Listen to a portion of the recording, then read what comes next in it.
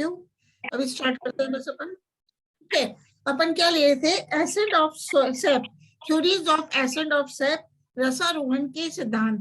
तो एक स्लाइड में शेयर कर रही हूँ अबाउट द रसारोहण के सिद्धांत के बारे में। ठीक है, वो स्लाइड आप देखना। देखो अपना चल रहा था रसारोहण, तो अपन ने ये तो कर लिया था, इनके एक्सपेरिमेंट जो है। अब अपन कर रहे थे बात किसकी, रसारोहण के सिद्धांत। तो रसारोहण की क्रियाविधि को समझाने के लिए कई प्रकार के सिद्धांत प्रस्तुत किए गए। इनमें इन्हें तीन प्रमुख रखा जाता है। हाँ बेटा बोलो। मैम ये ग्रुप में सेंड कर देना। कर देंगे बेटा, कर देंगे इसको। ठीक है, वाइटल फोर्स थ्योरीज, जैविक बल सिद्धांत, रूट प्रेशर थ्योरी, मूल दाब सिद्धांत और फिजिकल फोर्स थ्योरीज। तो अब सबसे पहले क्या ले रहे हैं, वाइटल फोर्स थ्योरीज, जैविक बल सिद्धांत। तो जैविक बल सिद्धांत गॉडलेवस्की या गॉडलेवस्की के अनुसार जल तने में सीढ़ी नुमा पथ द्वारा ऊपर चढ़ता है।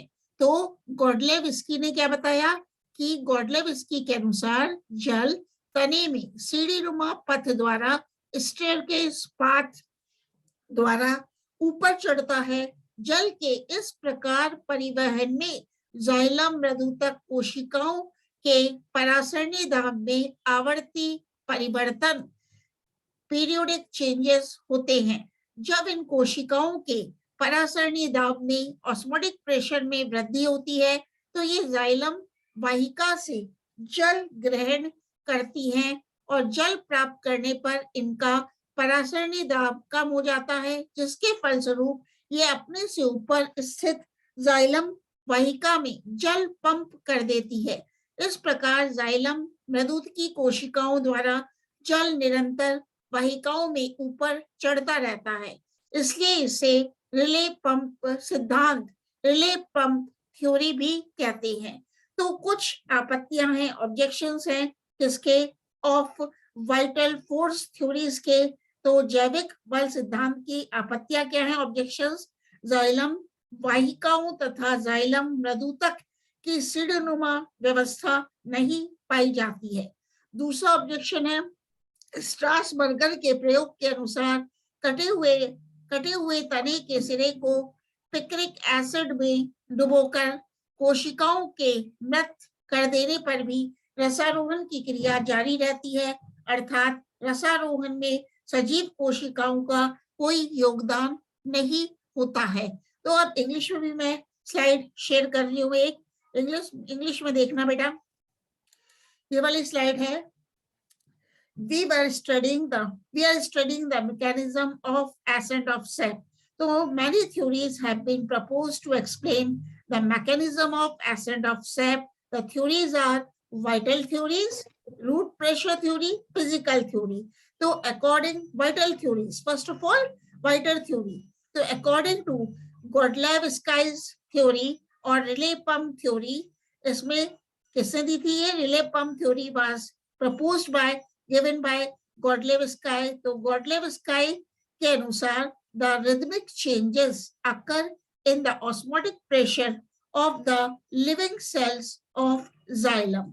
So according to Godlewski, the rhythmic changes occur in the osmotic pressure of the living cells of the xylem, parenchyma and medullary rays. The process involves absorption of water from a vessel by a living cell of xylem parenchyma or medullary ray. So the process involves absorption of water from a vessel by a living cell when its osmotic pressure increases. Its osmotic pressure increases. The entry of water into a living cell now lowers its osmotic pressure. So what does this theory says?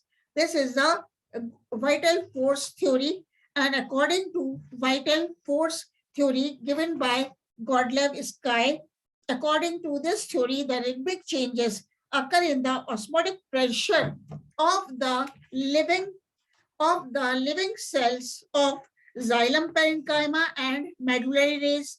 The process involves absorption of water from a vessel by a living cell whereas osmotic pressure increases. The entry of water into a living cell now lowers this osmotic pressure. Therefore, water is pumped by this living cell into the xylem element placed above it. In this way, water continues to climb upwards. So this theory was unacceptable because of the following points. First point, water moves upwards even in the absence of living cells. मतलब water क्या है बेटा, upward move करता है कब, जब living cells अनुपस्थित होती है. Second, metabolic inhibitors affecting the living cells do not change the rate of ascent of sap. Next है, third है, wood anatomy does not show the arrangement of living and xylem cells as proposed in Godlewski's theory. अब है बेटा Jensen's theory. So what is observed by the medullary ray cell from the xylem vessels on one side and is given over at a higher level to the vessel on the other side. The transport inside the living cells is carried out by the protoplasmic streaming. So this is the vital force theory by Godlewski. तो अपन एक slide और देखते हैं बेटा, ठीक है, हिंदी में ही बता रही हूँ अभी. तो अब अपन करते हैं किसका सिद्धांत, बोस का सिद्धांत, बोस का स्पंदन सिद्धांत, पल्सेशन थ्योरी ऑफ बोस. तो बोस के अनुसार पौधों में रसारोहण वल्कुट की सबसे भीतरी परत में नियमित लयबद्ध स्पंदन रिदमिक पल्सेशन के फलस्वरूप होता है. तो बोस ने क्या बताया, जो एसेंट ऑफ सेप है, प्लांट्स में जो एसेंट ऑफ सेप है वो कहाँ किस लिए होता है कि वल्कुट कॉर्टेक्स की जो इनरमोस्ट लेयर है उसमें रिदमिक पल्सेशन होते हैं, और जब कॉर्टेक्स की सबसे भीतरी परत में रिदमिक पल्सेशन लयबद्ध स्पंदन होते हैं तो पौधों में रसारोहण की प्रक्रिया होती है. तो बोस ने कोशिकाओं के स्पंदन को डेस्मोडियम नामक पादप पर प्रदर्शित किया था. तो ये देख लो बेटा, ये है सर जेसी बोस द्वारा स्पंदन प्रयोग. तो ये किसका पौधा है, डेस्मोडियम का पौधा, क्योंकि बोस ने अपने एक्सपेरिमेंट में प्रयोग किया था. तो बोस ने कोशिकाओं के स्पंदन को डेस्मोडियम नामक पादप पर प्रदर्शित किया था. बोस ने अपने प्रयोग में तने में सुई को चुभोकर सुई में गैल्वेनोमीटर से विद्युत धारा प्रवाहित की. तो ये देख लो आप, गैल्वेनोमीटर है, और बोस ने क्या किया, बोस ने कोशिकाओं के स्पंदन को डेस्मोडियम नामक पादप पर प्रदर्शित किया. तो बोस ने अपने प्रयोग में तने में सुई को चुभोकर सुई में गैल्वेनोमीटर से विद्युत धारा प्रवाहित की थी. तो ठीक है, इसके बाद अपन देखते हैं, सुई जब बाह्य वल्कुट आउटर कॉर्टेक्स तक सीमित थी तो गैल्वेनोमीटर में हल्का स्पंदन देखा गया.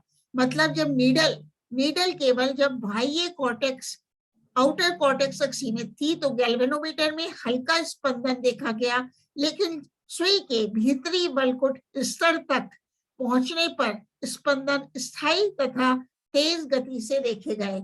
मतलब जब सुई भीतरी कॉर्टेक्स पर पहुंच जाती है, इनर कॉर्टेक्स स्तर तक पहुंचती है, तो जो स्पंदन थे वो स्थायी तथा तेज गति से देखे गए.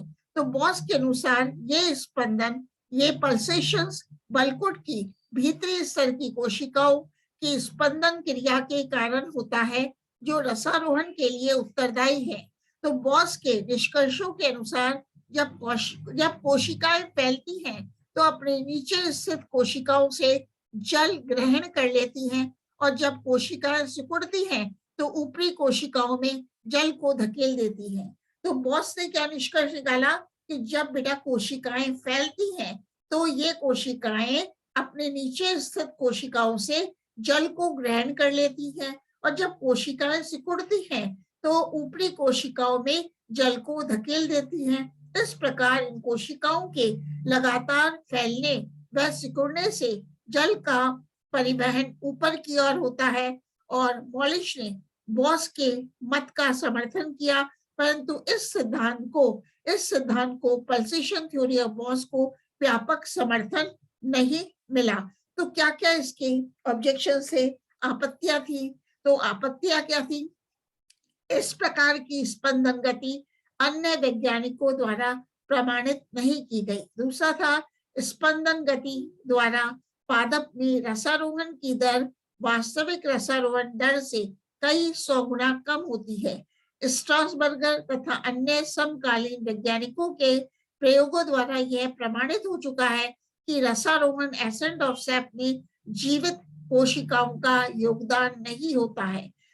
फोर्थ है बलियन प्रयोग, अवरुद्ध प्रयोग व रंजक अभिगमन प्रयोग द्वारा यह प्रमाणित हो चुका है कि रसारोहण वल्कुट द्वारा नहीं बल्कि जाइलम वाहिकाओं द्वारा होता है।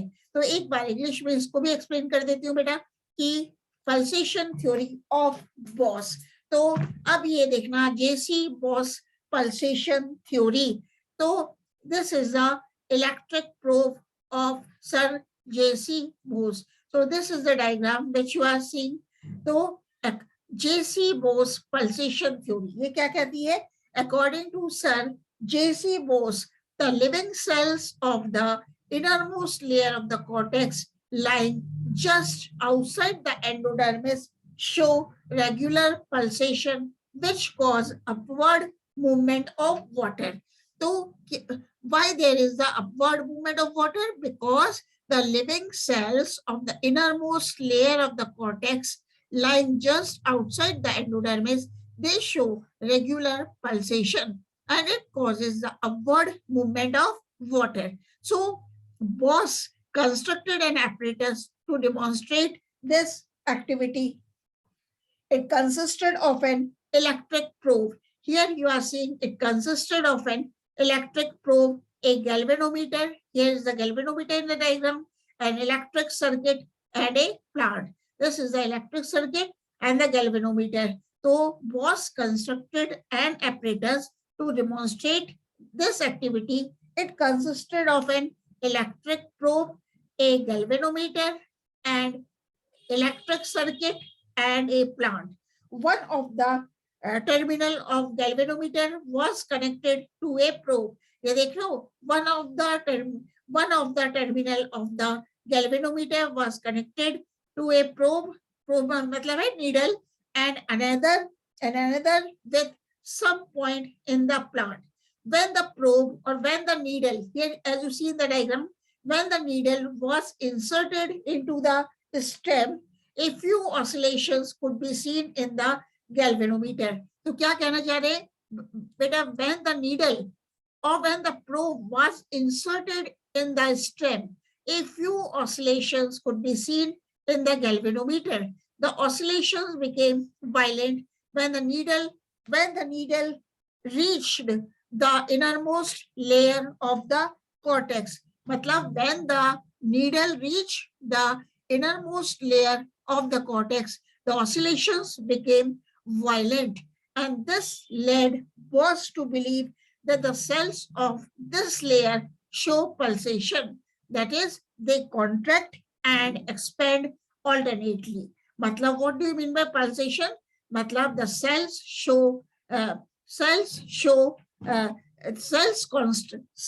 contract and expand alternately. The cell gets expanded by absorbing the water from the cell below it. Why the cell gets expanded? The cell gets expanded by absorbing water from the cell below it. It then contracts and pumps the water into the cell placed above it.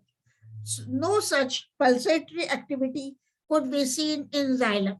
Thus, Bose concluded that xylem acts only as a reservoir and the pulsatory cells carry the water upwards. Now, the theory of Bose was criticized.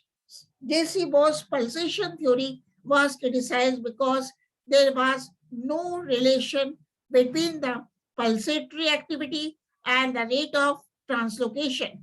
Second, the actual rate of sap flow is 8,000 to 30,000 times as rapid as would be possible under the theory proposed by Bose. Some workers have suggested the activity of living cells in the acid of sap either through the creation of bioelectric potential of xylem walls or osmotic relations between the living cells and newly differentiated xylem elements. Next is the root pressure theory. Next is the root pressure theory. तो एक slide में share जो आपको कर रही हूँ वो बेटा है, ये देखना,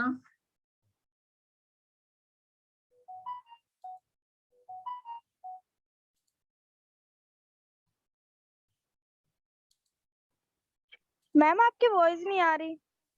हमारी ये वॉइस, हमारी है ना वॉइस, तो है ना, हाँ वॉइस आ रही, वॉइस आ रही होगी। आप एक स्लाइड शेयर करते हैं, देखते हैं ये वाली, तो इसको शेयर कर लेते हैं।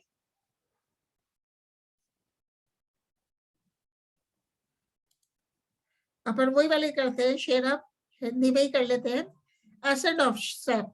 ठीक है, अब अपन क्या देखते हैं, फर्स्ट आपको बता दिया रूट प्रेशर थ्योरी। अब नेक्स्ट है बेटा रूट प्रेशर थ्योरी, जो आप देख रहे हो डायग्राम, मूल दाब सिद्धांत। अभी तक अपन ने क्या किया था सर, जेसी बोस की थ्योरी, मूल दाब सिद्धांत, रूट प्रेशर थ्योरी। तो मूल दाब द्वारा रसारोहण का प्रदर्शन, ये देख रहे हो आप। तो अपन इसको कर लेते हैं मूल दाब थ्योरी को। तो मूल कोशिकाओं द्वारा सक्रिय जल अवशोषण के परिणाम स्वरूप एकत्रित जल के कारण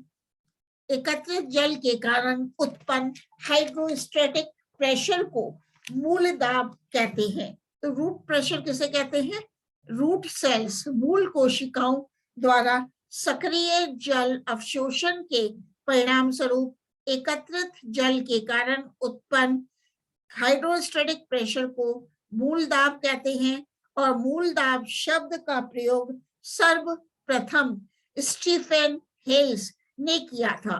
तो स्टीफन हिल्स ने सबसे पहले रूट प्रेशर, मूल दाब शब्द का प्रयोग किया तथा रसारोहण का मूल दाब सिद्धांत प्रीस्ले ने प्रतिपादित किया।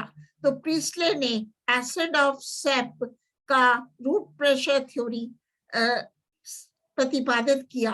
तो यह मूल दाब जल को ऊपर तने में धकेलने में सक्षम होता है जब किसी सिंचित पादप को आधार के निकट से काटा जाता है। तो जल या जाइलम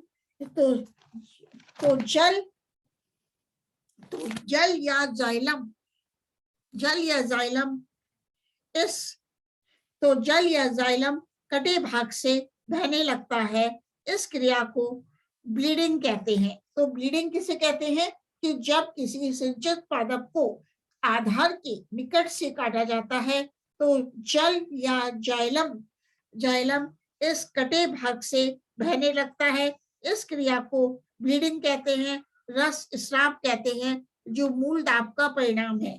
तो स्तंभ के कटे सिरे को रबर नली द्वारा मैनोमीटर से जोड़कर मूल दाब को मापा जा सकता है। तो ये देख रहे हो आप, ये तो है रबर ट्यूब, और अपन ने क्या किया है, स्तंभ का लिया है। तो स्तंभ के कटे सिरे को रबर नली द्वारा मैनोमीटर से जोड़कर रूट प्रेशर को मापा जा सकता है।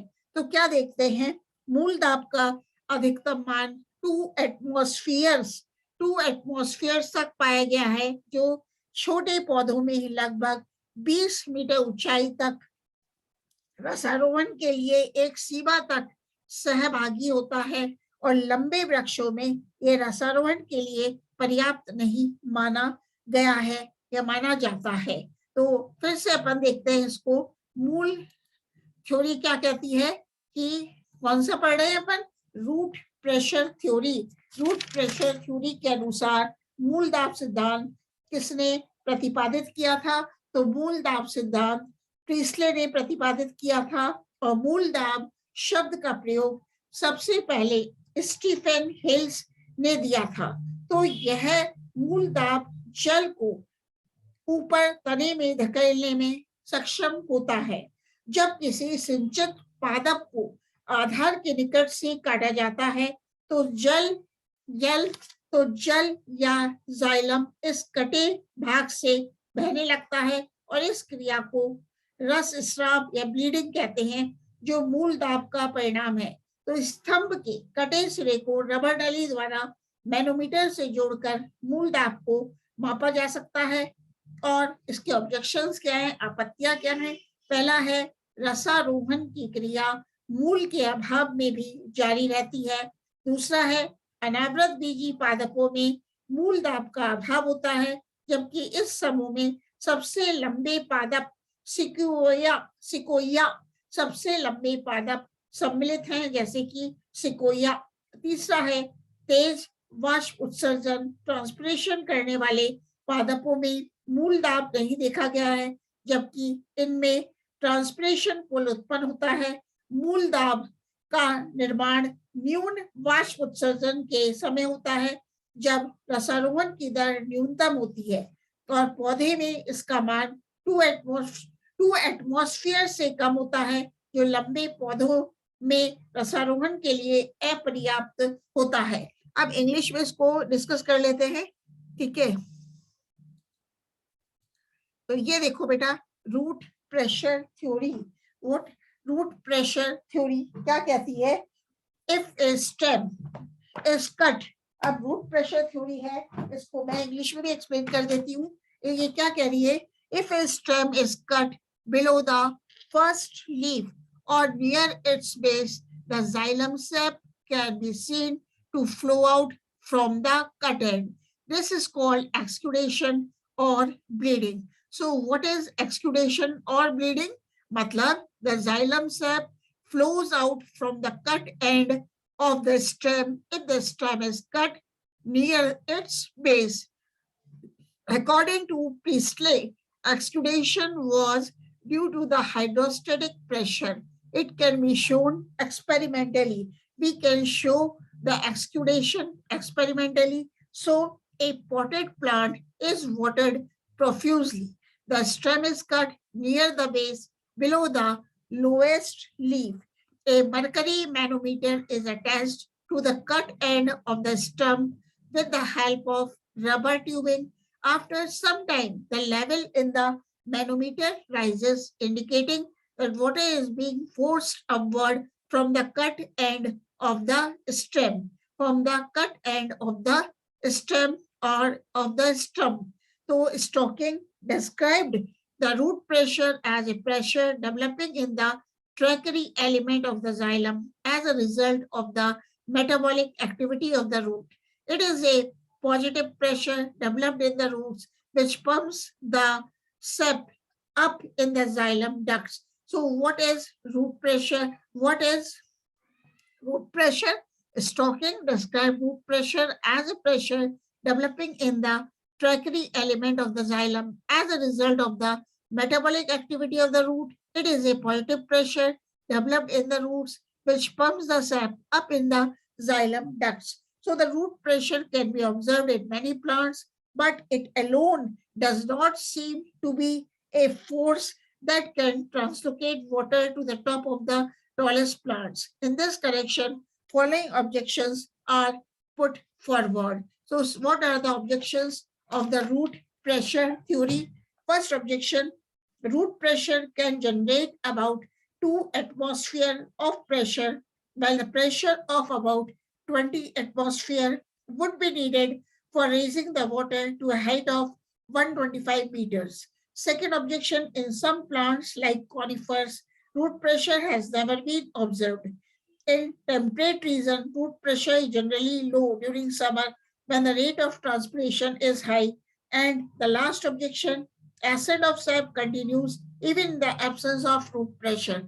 Matlab, some are saying because of the root pressure, ascent of sap takes place. But other scientists say ascent of sap continues even in the absence of root pressure. Since root pressure can develop only when the rate of transpiration is low, so it can be held responsible for the ascent of sap only under such conditions. Thus, it cannot be considered to be a major process for water conduction, especially in tall trees. So this is all about the root pressure theory. This is all about the root pressure theory. अब अपन देख लेते हैं, एक slide अगर share हो जाती है ना।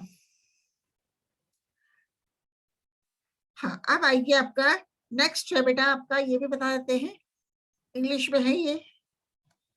अब किसी को कोई क्वेश्चन पूछना है बेटा इस संदर्भ में तो पूछ लो, नहीं तो मैं एक स्लाइड शेयर कर रही हूँ उसी को हिंदी को, ठीक है। तो मूल दाब सिद्धांत भी देख लिया, अब इसके ऑब्जेक्शंस क्या है, मतलब मूल दाब सिद्धांत के भी बता दिया आपको। एक है फिजिकल फोर्स थ्योरीज, भौतिक बल सिद्धांत।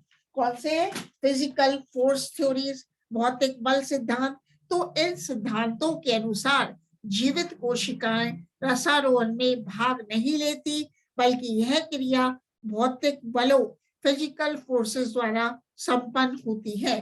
तो फिजिकल फोर्स थ्योरी क्या कहती है कि इसके अनुसार, फिजिकल फोर्स थ्योरी या भौतिक बल सिद्धांत के अनुसार, जो लिविंग सेल्स होती हैं, द जीवित कोशिकाएं रसारोहण में भाग नहीं लेती हैं, बल्कि रसारोहण की क्रिया में भौतिक बलों, रसारोहण की क्रिया भौतिक बलों, फिजिकल फोर्सेस द्वारा संपन्न होती है।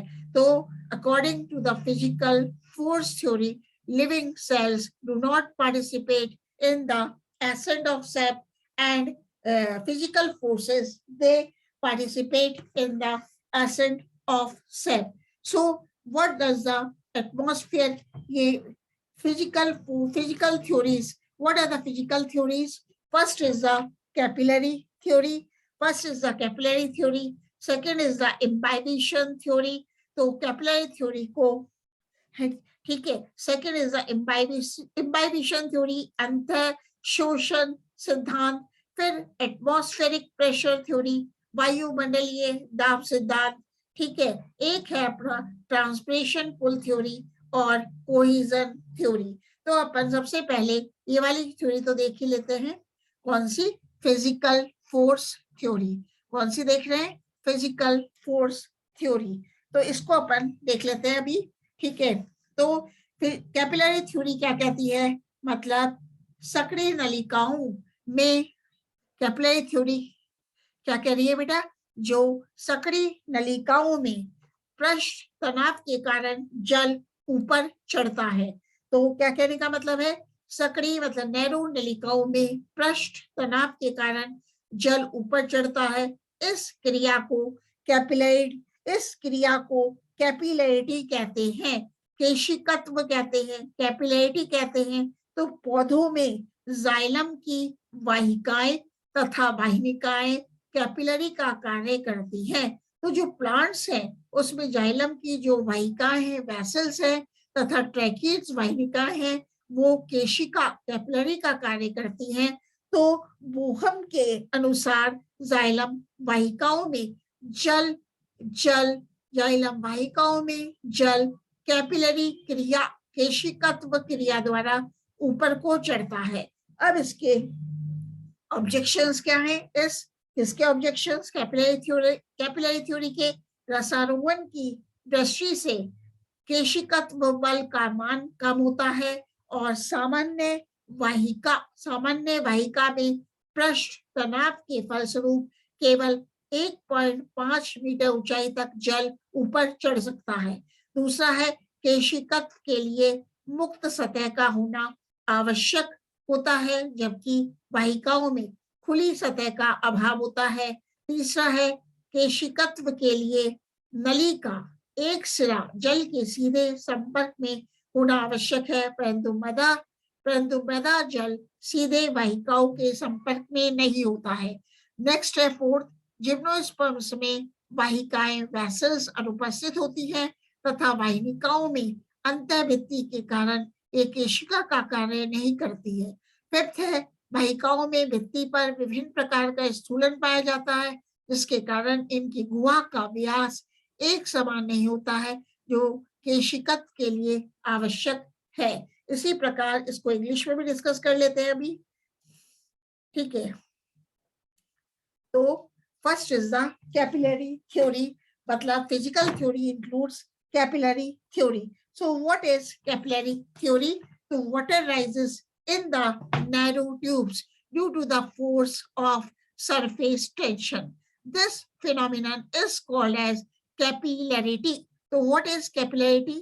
When the water rises in the narrow tubes due to the force of surface tension, this is called as capillarity. The theory of capillarity was put forward by Bohum.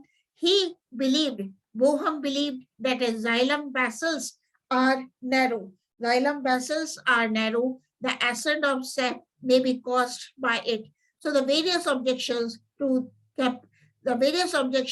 the capillarity theory were the value of capillarity is very small. Water can only rise to a height of little more than 1 meter in the normally occurring vessels having a diameter of 0.03 millimeter. Second objection, the vessels do not have the uniformity. The vessels do not have the uniformity of the lumen on account of presence of different types of thickenings. Third objection, capillarity cannot operate in plants having tracheids in the xylem due to the pressure of the end walls. Next, soil water is not connected with the xylem vessels directly. Fifth, as the water rise due to capillarity will increase as the water rise due to capillarity will increase with decrease in the diameter of the lumen. It will be imperative for the tall plants to have narrow vessels, while the truth is just the opposite. So this is about the theories of ascent of sap, और कल बाकी की theories भी share कर लेंगे. कोई question है तो अभी पूछ लो बेटा. If there is any question, then you can ask. कोई क्वेश्चन है तो पूछ लो बेटा अभी, तो इसको एंड कर देते हैं, फिर मिलते हैं 2 मिनट बाद, फिर मिल लेना.